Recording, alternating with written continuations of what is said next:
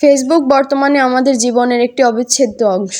সকালে চোখ মেলা থেকে শুরু করে রাতে ঘুমানোর আগ পর্যন্ত আমাদের জীবনের একটি বড় অংশ দখল করে আছে এই নীল রঙের অ্যাপ ফেসবুক। কারো কাছে এটি বিনোদন, কারো কাছে ব্যবসা, আবার কারো কাছে একাকিত্ব দূর করার মাধ্যম। কিন্তু 2 দশকেরও বেশি সময় ধরে আমাদের সাথে থাকা এই প্ল্যাটফর্মটি আসলে আমাদের কি দিচ্ছে? ফেসবুক আমাদের পৃথিবীটাকে ছোট করে এনেছে। হাজার মাইল দূরে থাকা প্রিয়জনের হাসি মুখটা আজ এক ক্লিকেই দেখা যায়। হারিয়ে যাওয়া স্কুল জীবনের বন্ধুকে খুঁজে পাওয়া কিংবা রক্তের প্রয়োজনে মুহূর্তেই সারা দেশে সাড়া ফেলে দেওয়া, ফেসবুকের এই ক্ষমতা সত্যিই অসীম। শুধু যোগাযোগ নয়, ক্ষুদ্র উদ্যোক্তার জন্য এটি হয়ে উঠেছে স্বপ্নের বাজার, যেখানে অনেক সাধারণ মানুষ আজ স্বাবলম্বী।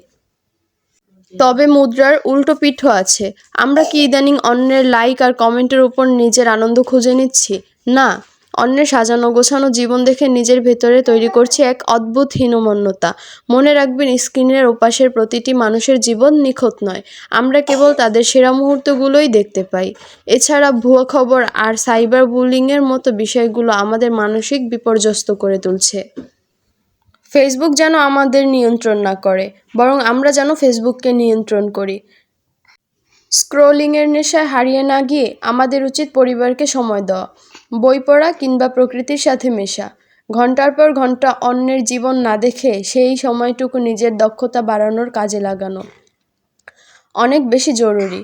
প্রাইভেসি এবং নিরাপত্তার ব্যাপারেও আমাদের হতে হবে আরও সচেতন। ফেসবুক একটি জানালা হতে পারে পুরো পৃথিবী দেখার, কিন্তু এটি যেন আমাদের ঘরের দেয়াল হয়ে না দাঁড়ায়।